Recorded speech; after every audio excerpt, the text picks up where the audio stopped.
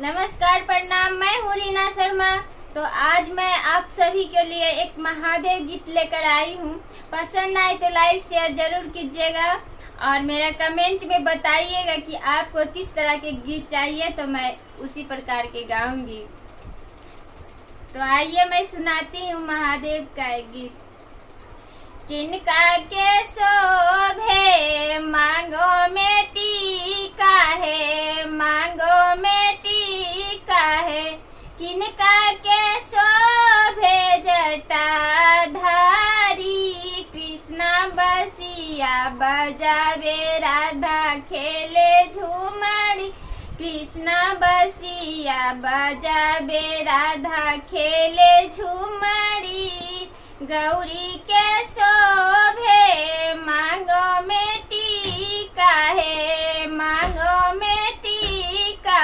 महादेव के शोभे जटाधारी, कृष्णा बसिया बजावे राधा खेले झूमरी। कृष्णा बसिया बजावे राधा खेले झूमरी।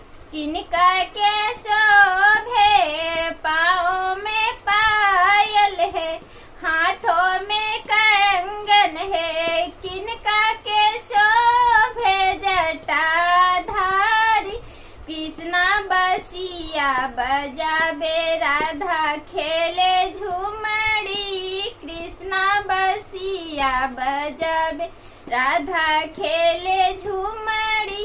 गौरी के शोभे पाँव में पायल है, हाथों में कंगन।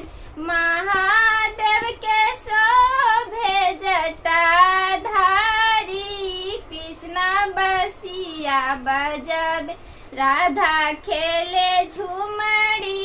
कृष्णा बसिया बजावे